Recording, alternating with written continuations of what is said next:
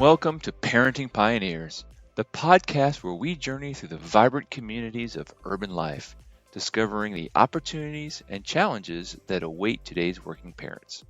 In a world that's changing faster than ever, how do we raise resilient, curious, and empowered kids?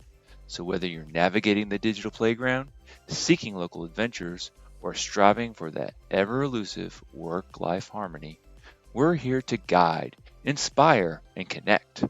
I'm your host, David Watkins, and together we'll explore stories, strategies, and talk with experts that empower us to thrive in the parenting landscape. So parents, pioneers, let's find our way. We want to take a moment to thank our sponsor, Plan My Kids. As busy parents, we all know the stress of trying to plan and organize activities for our kids. That's where Plan My Kids comes in. They make planning and attending kids' activities easy, offering personalized programs tailored to your family's interests and needs. So if you're feeling overwhelmed with planning kids' activities, let Plan My Kids take the wheel. Visit their website at planmykids.com and start your plan today. Remember, with Plan My Kids, you got this. And most importantly, your kids know this. Thanks again to Plan My Kids for their support of the podcast. In this heartfelt episode of Parenting Pioneers, I sit down with Chasta Hamilton, founder of Stage Door Dance Productions, to explore her journey from aspiring attorney to pioneering dance educator. Chasta shares the profound impact dance had on her during personal tragedies and how it fueled her mission to redefine dance education. The conversation delves into the therapeutic aspects of dance, the pitfalls of competitive culture, and Chasta's innovative approach to fostering community, leadership, and philanthropy through dance. Listeners will be inspired by Chasta's dedication to creating a more inclusive, supportive, and empowering environment for both students and parents in the arts. So, let's find our way with Chasta.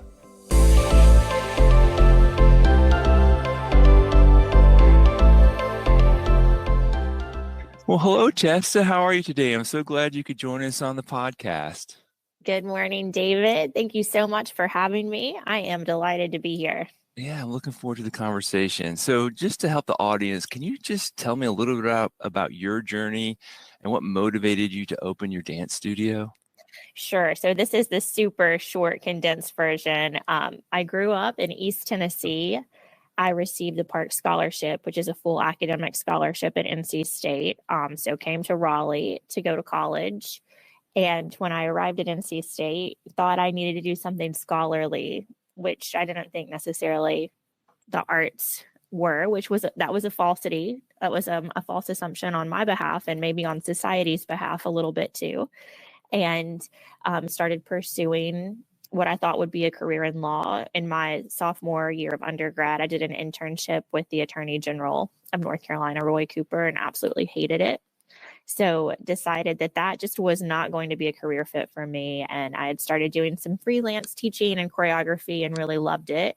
So I felt like I could do dance studios. And when we started, I just wanted to be good. And there was a checklist of what good looked like. But then a few years in, I was like, I feel like this could be better. I feel like it could be a lot better and that it could serve people the same way dance education served me in my childhood. I had some childhood trauma. I lost both of my parents in my childhood, and dance was just always there for me. It helped me cultivate my voice, my authenticity, my leadership. So I wanted to put that back, and we sort of redefined what dance studios could look like, what a youth extracurricular could look like.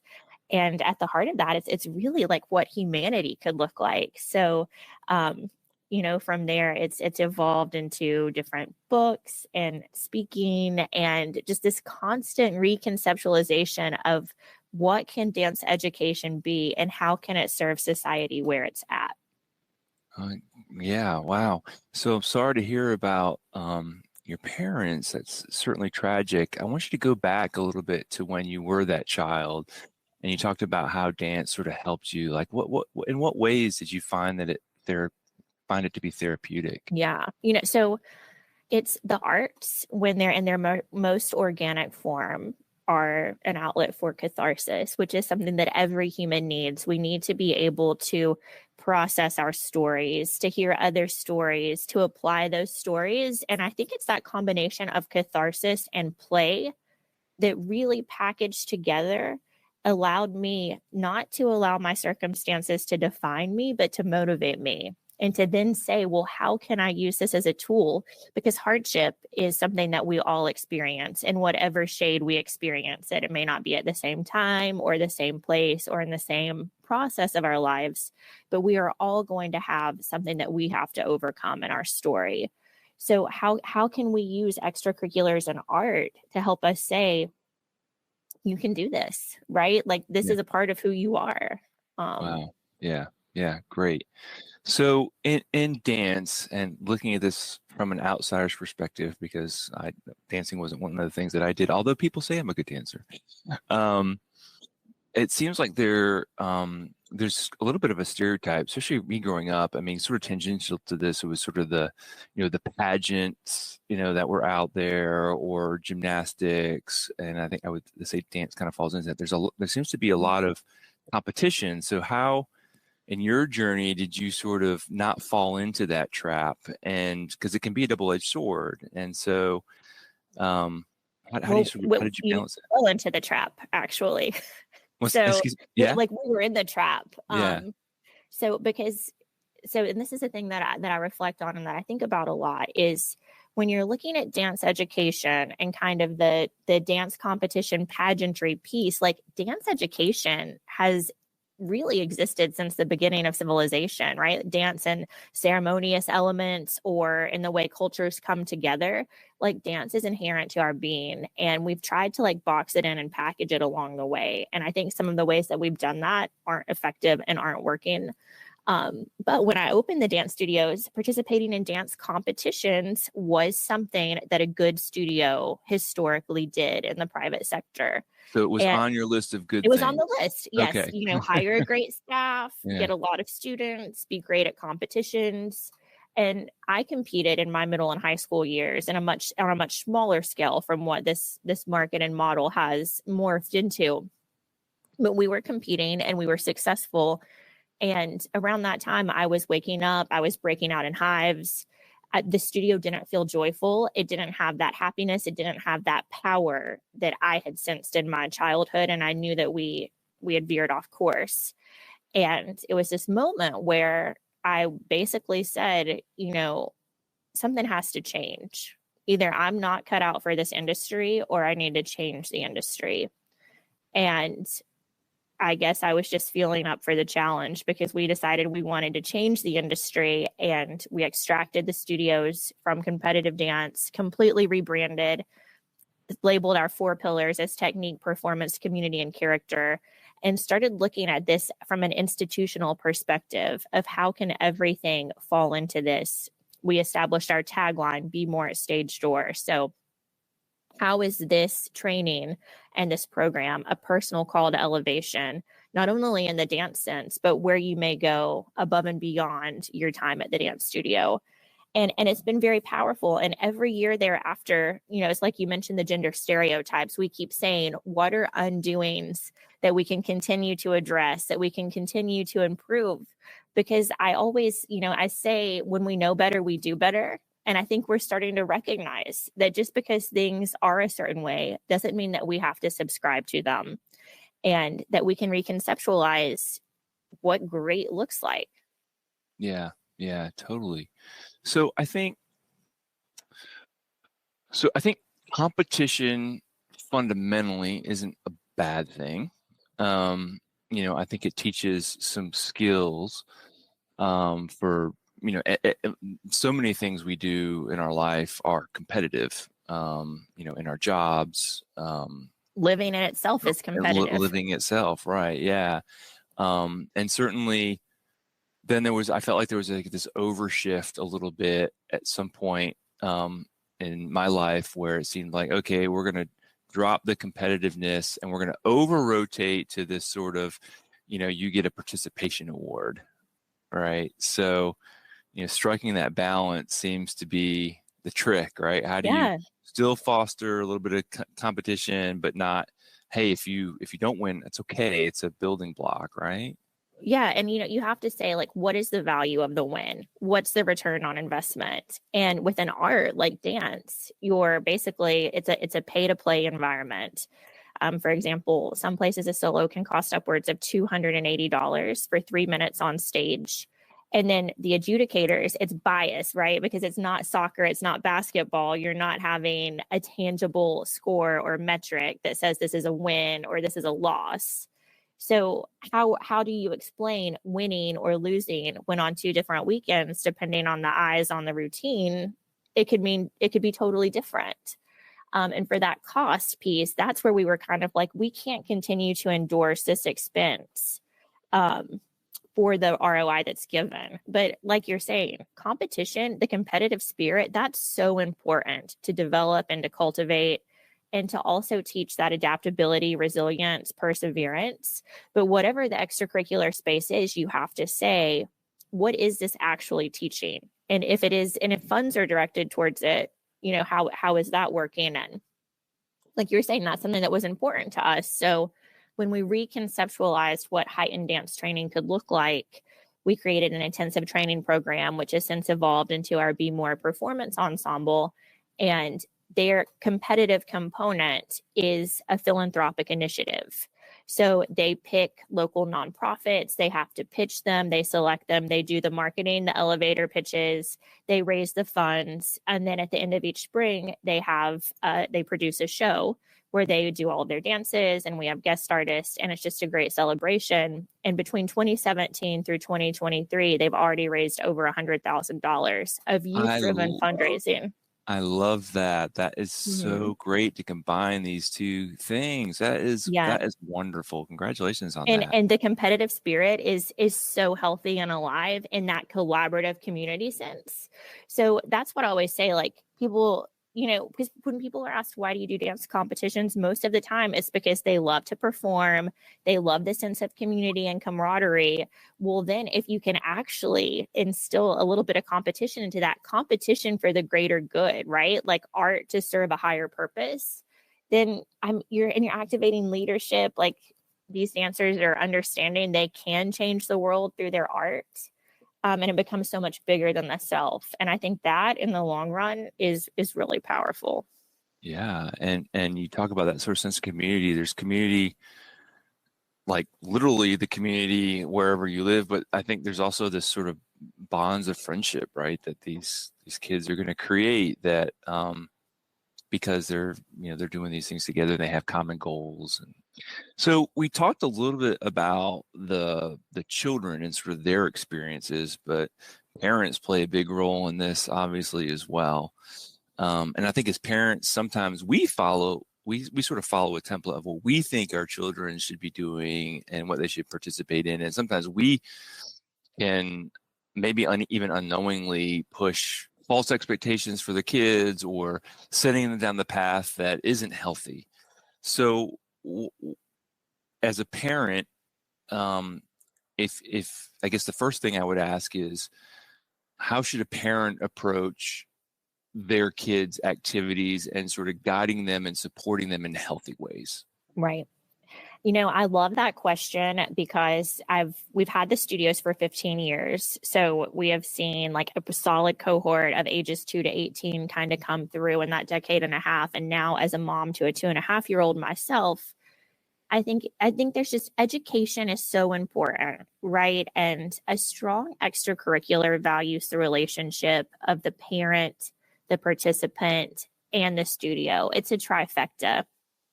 And I think there has to be this, a lot of times I feel like extracurriculars view clients as adversaries instead of allies. But if we all work together to a common goal or a common cause, knowing that child's success and their best interest is the priority, then it's a win and it's a good fit. Now, everybody has what they're looking for their child, potentially. If you're not, I think exploring is really important. I think it's good that you do back-end research on whatever organization maybe you're looking to be a part of. I always recommend exploring the organization. We always offer complimentary trial classes because we want to immerse a prospective family into the environment that it currently exists to make sure that they feel like that's going to be a great fit for their family. We also offer complete transparency because we want the experience to be an open book. So we have a system called Spot TV, which allows parents to view classes via their devices at any time that the child is in class. So what's great about that is it provides the balance of an independent extracurricular experience where the child is building confidence, leadership, sense of self, but the parent gets to be a part of that process too, because they're actively seeing the child in the classroom as they wish to check in. We also have closed buildings. So our buildings are only open to students, staff, and scheduled guests because that enables us to focus fully on the child participant. Because ultimately, at the end of the day, that is the client. That's the person that we're here to serve. The parent is a representative of that child. So we all have to work together. But those are just a couple of different ways that we've said, okay, how can we build this bridge? And for us, we have to educate a lot because we're doing things differently from the standard model. I think a lot of times parents underestimate that it's okay to advocate for their child. Like we want to know learning styles. We want to know things that we can do to make your experience better. Any extracurricular should have the mentality of, yes, we are here to help your child succeed, not you're coming in and we're indoctrinating you to a standard. Like we have a very whole child approach. Like we want to meet the child where they are, and then we want them to excel based on that. And I think some traps that parents can fall into in regards to extracurriculars that can be dangerous can be comparison, right? We talk about this a lot, but toxic achievement culture is a big thing, and every child is on their own journey. They can also sometimes come in with a sense of entitlement, not entitlement necessarily from a place of malice, but maybe just a lack of understanding that there's a macro vision that is tailored to address hundreds while we want to serve the one. Policy exemptions and exceptions. I always recommend parents read the literature for programs because that's going to help you know if that works for your family or not. And transparency, right? Like we're going to be transparent. You want to look for institutions that are transparent. Transparency is so key and so important. Yeah. And it's great that you provide that transparency and the ability to basically try the service, because at the end of the day, something like dance or martial arts, like it's a journey. Like you're in it for a while if that's what you enjoy doing. And so making sure that you're on the right track is so important. And now I have a feeling that your program is pretty good at identifying this, but let's say even, parents, they do their research, they think they found the right place, but what if their child is just ultra competitive, right? And they're in the program and so what are the things that parents could look for in their children if they're like, wait a second, you're over rotating on the competitive side of this versus the holistic approach? Yeah. So I think family conversation debriefs after extracurricular is so important, not only when it's like game time or show time, but after those everyday practices or rehearsals. What are you learning? What made you smile? What made you feel frustrated? Having those conversations, because that's also going to bring attention to an attitude shift much faster than seeing an explosion or an emotional outburst during a more stressful circumstance like a show time or a game time. So being proactive and really staying engaged in what's happening. For us, we do in-studio observation several times per year too. So we always say how important that is to the children to have the parents in the classroom because it gets to see them in action. And I always say, like, if a student comes to me, so like we were talking earlier, competitive mindset is not a bad thing, right? And sometimes there are students that are craving more. And I always applaud when they're able to verbalize what they're looking for. I want to be challenged in this way. What additional experiences do you think would be a great fit for me? Having those collaborative conversations from a really good place of personal growth, that's important. Now, the red flag is when you're putting someone else down in order to make yourself feel better, because then you're not focused on self growth. You're looking around the room and you're worried about other people instead of your progress. And I think, as we're sort of talking about what does it mean to win, it's so important that these programs are putting focus on the process over the product and intrinsic motivation over extrinsic motivation. Totally. Because we want to train participants to be able to wake up every day and say, I want to live today with excellence, versus like living for that day when maybe they're going to get an award or a trophy that may or may not represent self-worth. Right.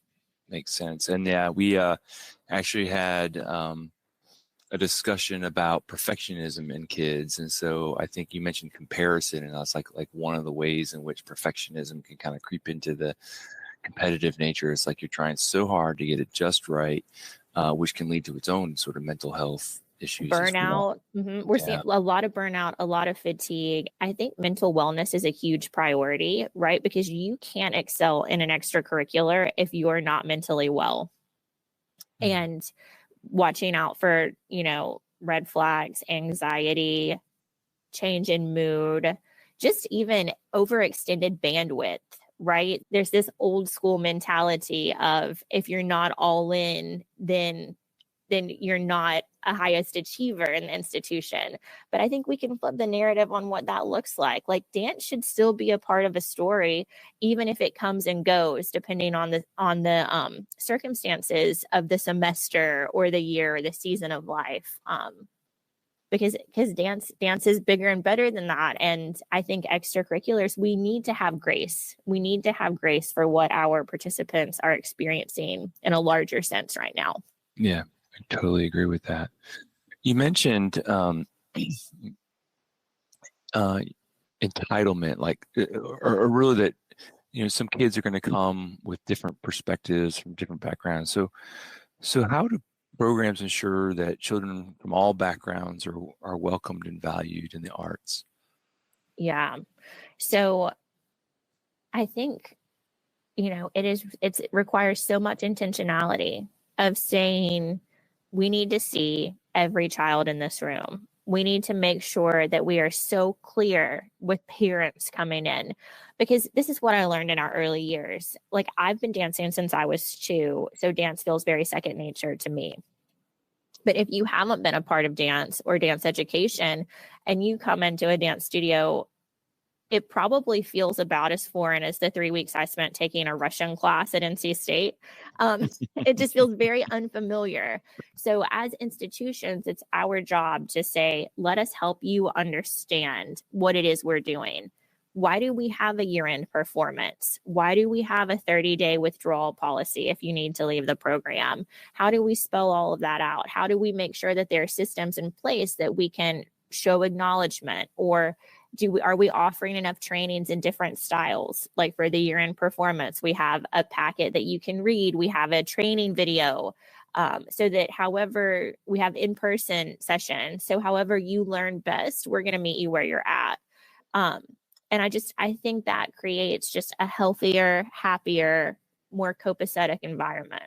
Yeah, that's great. Yeah. And I think, especially in this day and age, I just feel like, diversity is a strength. I mean, any corporate environment you're in they'll certainly encourage that. And it starts at a young age, right? Like you're going to learn so much from, people who may be different, may have different opinions, may come from different backgrounds, but they all are part of this ecosystem. Ecosystem, that we have. It's really about belonging, right? Like how are we creating a space that encourages belonging? And that's really a focus as we're strategizing and planning for upcoming season. We're thinking about cracks or, maybe blind spots that we've had in that system of how can we make sure that wherever you're coming from, whatever background, when you're here and you're dancing, you belong. For example, we work with a lot of costume vendors, and in terms of like color options for skin tone colors and costumes for, male identifying dancers, like it is a deficit. And it's also, so how can we use our voice as an established institution to say, okay, we know this is how it's always been, but as an institution, we are really needing to see more progress. Wow. And how can we support people that are also leaning in to making that progress and change? Because it's very small things that matter. Yeah. Wow. I mean, I didn't even really think about the costume. I mean, I think about today and your choices in using, a thumbs up emoji now. Like it comes in different skin colors. Like it's no different, right? Yeah. Yeah. That full adventure. But it is a conversation of, when you know better, you do better. Right. And for the boys, it's like, why is the only costume option 20 sparkle vest? Like, why can't they be styled in a similar way? Yeah. So I do find that in my own review of different dance programs, that they definitely are heavily marketed towards young girls. And if I am trying to help a parent who has a boy, it's like, well, I don't know if they're going to feel comfortable going there, because all the images on their website are all girls, and I'm like, maybe he'll feel a little. It's not unwarranted, and it's even something that we've discussed. And I didn't grow up, it was predominantly I danced with a lot of girls in East Tennessee, and when I came here, we did have all of these boys signing up, and it was a learning flex for me. And many of those boys have been wildly successful in their careers, ranging from professional work to non-professional. And I think there's a conversation, and there's so much work to do, but we're going to be doing it. Awesome. Great. So for parents, like in general, if they're looking for a program for their child, specifically in dance, like what are sort of your top tips for parents to look out for, whether it be philosophies for the program or the qualities in the studio? So first, I think it's really important that parents seek healthy over harmful dance. There's this huge conversation happening about dance programs, making sure that everything for children is age appropriate, ranging from music to costuming to movement. And I think that's really important, because our children only get one childhood, and I think that we should be protecting that at any cost. So that's step one, healthy over harmful dance. And then two, I think you find something that fits your family's needs, right? Do you need something more flexible? Are you looking for something more rigid? Your needs, and it's out there. And I think it's important as institutions that we be flexible in making sure that we're creating the culture that we want. Like, I know who our ideal client is, and I know there are people that maybe are looking for something that's not what we offer, and that's okay. And we're always happy to recommend them to those places that do exist. So I also think when you're looking for institutions, that you need to make sure that they know their identity, right? There's a lot of template-driven extracurricular models that exist of people that are buying a package or buying a program, and it's not authentic. Like, it's not a true voice. And I think you're always going to get more when you find something that really knows who they are and what their purpose is in having this institution and training. And then I also encourage parents to not underestimate the power of an extracurricular activity. While your child may not go on to pursue it in a quote unquote professional sense, the values that they can learn, especially if the institution intentionally instills those in their curriculums, they're going to last forever. And that's executive functioning, that's confidence, leadership, teamwork, self-worth, all of these great things that they can take with them, whether they go to Broadway or whether they're sitting in a boardroom. It's going to last them a long time. Yeah, great advice for parents. Awesome. So, are there any upcoming projects that you're working on right now that you're excited about? Yeah, I have a few things that I'm super excited about. I've started doing over the past few years, I've been dipping out into the corporate world a little more for corporate speaking. And what I love is that adults are now recognizing the power of play as it relates to authenticity and vulnerability and power in business. So it's been really, enlightening and exciting for me to see what we're doing here with children is also being applied to some of the largest corporations in the world. And then I'm also super excited because I'm releasing my first children's book, which is a growth-minded primer. It's called The Trophy Trap, Unleash Your Inner Winner. And it's about 6 dogs at a dog show. They all have different activities and they all have to learn, how to process wins and loss and how we choose to live each and every day. And I'm hoping that'll be out late spring 2024. Oh, that sounds like a fun book. I can't wait to read it. So before I let you go today, I have a question that I like to ask my guests, and it is, if you could grant a superpower to parents, what would it be? It's a great question. I think I would grant parents the power of presence as their superpower, because I think when we are watching children as they go through every year, and I have a unique lens into this as, we have ages 2 to 18 here and have been open 15 years. So I've now really watched that first 2-year-old turn into a graduating senior. And I just think being present and listening to their stories, learning from what they have to share. A lot of times people will say, well, what can a 2-year-old even do? And my answer back to them is you would be amazed at what a 2-year-old can do when they have someone that believes that they can do it. So being present and offering praise, offering conversation, offering visibility, I think it's a very achievable superpower. Yeah. But it's one that sometimes we forget. Right. Yeah, no, that's great. And I think that superpower is definitely achievable. I think if parents just put their mind to it and be present. Yeah. There's right. a lot of noise, so it's hard. Yeah. Right. Yeah, that's great. Can do it. I try to hold myself more accountable to it as well. Yeah, great. Well, thank you so much, Chasta, for this conversation. I've really enjoyed it and loved hearing your story, your journey, and really how you're trying to reshape, the concept of extracurricular activities and the art forms into something that's more holistic for kids and their families. That's great. Thank you. I appreciate the conversation. As we wrap up today's enlightening conversation with Chasta, we are reminded of the power of dance, not just as an art form, but as a vehicle for personal growth, healing, and community building. Her journey from a young girl with a dream to the founder of Stage Door Dance Productions is a testament to the impact one person can have when they follow their passion. A huge thank you to Chasta for joining us today and sharing her inspiring story and invaluable insights. Her dedication to redefining dance education and empowering the next generation through leadership, philanthropy, and inclusivity is truly pioneering. If today's episode moved you, we encourage you to learn more about Chasta's work and consider how the arts can play a role in your child's life. And remember, whether it's dance or any other passion, encouraging your child to explore their interests can lead to profound personal development and joy. Don't forget to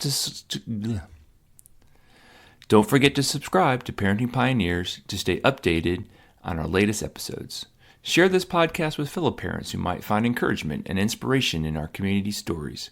Your support helps us reach more parents like you, dedicated to nurturing and empowering their children. And with that, we sign off with a heartfelt thank you for sharing a moment with us. We look forward to the next one. Until then, go and be the best parent you can be. We're rooting for you.